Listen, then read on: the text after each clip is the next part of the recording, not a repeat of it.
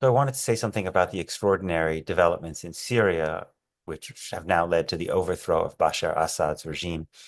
The first point is that although we don't know what this new government in Syria will be like, or whether even it'll be able to hold the country together, um, Syrians do seem, from the news reports, really overjoyed that Assad has been overthrown, at least many, many, many Syrians. And I just think it's an important lesson for all of us to remember that that brutally oppressive regimes can come in all kinds of different ideological flavors. And there was this danger, which I've noticed over the years, that people on the far left, people who were really, really upset about America's crimes around the world and the crimes of America's allies, and particularly Israel, kind of soft pedaled or even apologized for Assad's crimes because the idea was, well, if he's against America and against Israel, then he can't really be all that bad. Or if America and America's allies are saying these terrible things about him, then they must be lying, and it can't really be true, right? I think this is the same kind of danger you saw sometimes that leftists fell into during the Cold War, when they could kind of soft pedal or even apologize for the crimes committed by Stalin or Mao or Castro or the North Vietnamese, right? I think something about the human personality leads us to want to believe that there must be one source of kind of ideological purity and light in the world. And when you're very, very much hostile to one side, even if it's your own government side, there's a tendency to kind of want to project all of your hopes for humanity onto the other side. But the harsh reality is that in most geopolitical conflicts, you have terrible abuses committed on both ideological sides, even under different ideological or religious kind of political systems. And so, although it's kind of dispiriting, it's really, really important to remember that it can be true that America has committed terrible crimes, that America's allies, the Saudis, the United Arab Emirates, Israel, commit these terrible crimes. But that doesn't mean that the opponents of that Western system or Western imperialist system or whatever you want to call it,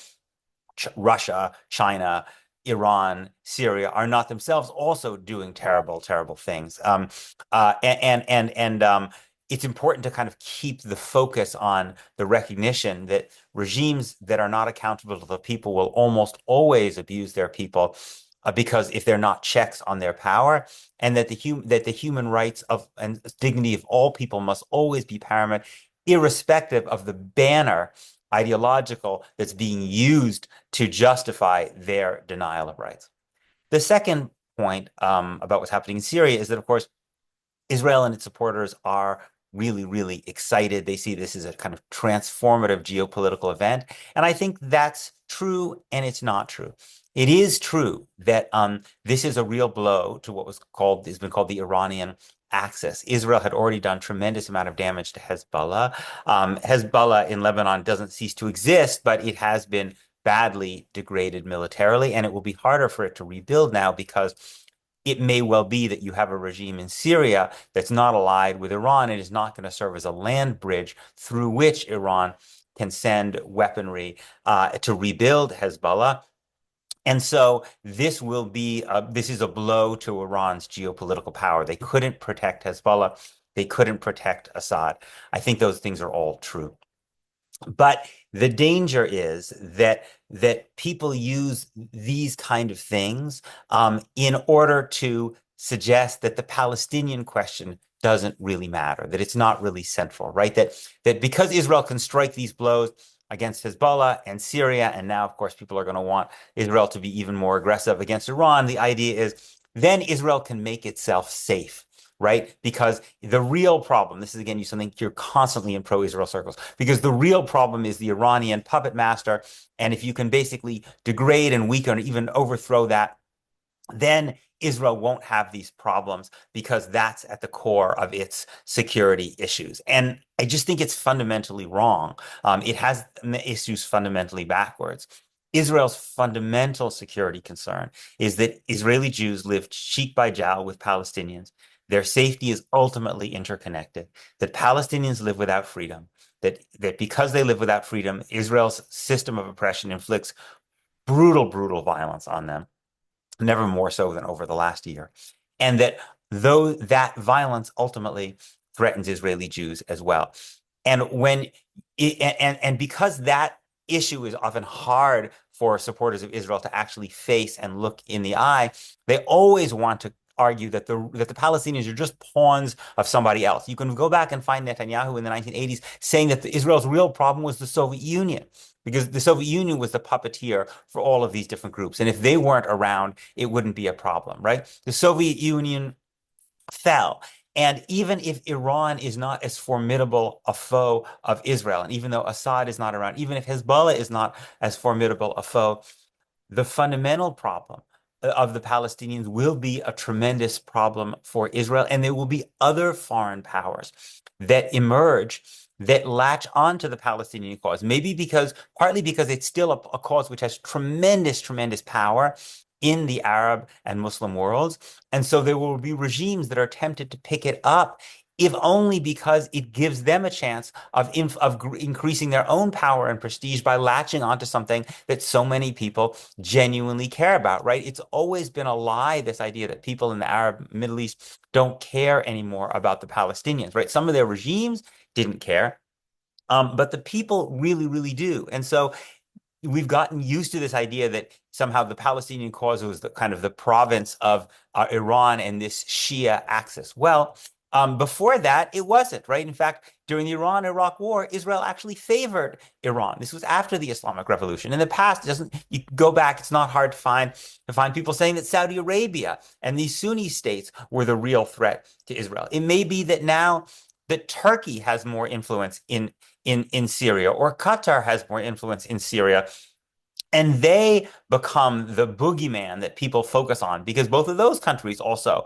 have geopolitical conflicts with Israel. Erdogan in Turkey has been a very, very harsh and formidable kind of adversary of Israel in recent years. So it's just an illusion, if you look at the history, to think that Israel's fundamental problem is a product of Iran. And as I was thinking about this, I went back and found an article that I want to read from a different context, but I think one that just puts this in a certain context, right? So this is an article called "What the Nkomati Accord Means for Africa." The Nkomati Accords were an accord signed between the apartheid government of South Africa and its neighbor in Mozambique in 1984. Mozambique had been a very important sponsor of the African National Congress. And there were many, many people in South Africa who believed that the fundamental problem, that the threat that the ANC and Black South African rebellion in general faced, was these border states that were threatening South Africa. And South Africa had this incredible, apartheid South Africa had tremendous diplomatic and military success, but with the Nkomati Accords in 1984. And this is what this journal article, how it reads. Quote, "Once again, we are reminded that the future cannot be foretold. Who could have studied the political developments of Southern Africa only 1 year ago and foretold the events of the past months?" Sounds kind of familiar, huh?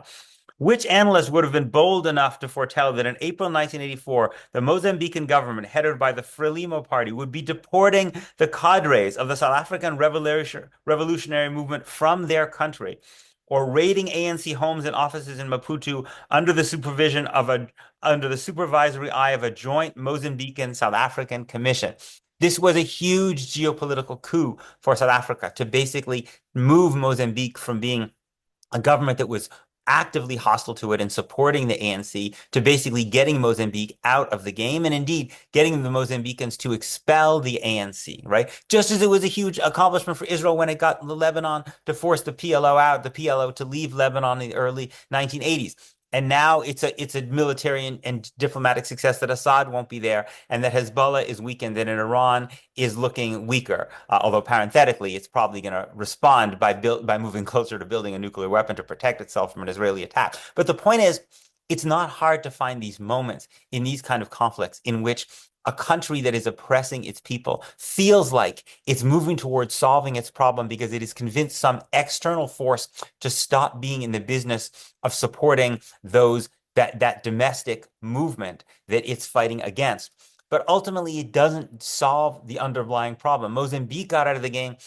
Other countries on South Africa's borders moved in to support the ANC. The Soviet Union supported the ANC. The ANC was always going to be able to find patrons, and the South African government wasn't willing in 1984 to deal with its fundamental problem, which was the ANC as the representative of Black South Africans. Similarly, in the long run, Israel will not solve its problems by dealing blows to Syria or Hezbollah or Iran or anyone else. There will always be new patrons of the Palestinian cause as long as there is a Palestinian freedom struggle that is responding to the fact that millions of people are held without basic rights. And anyone who in this moment forgets that is not doing Jews in Israel any favors, and they're just blinding themselves to the fundamental realities of what this conflict is really all about.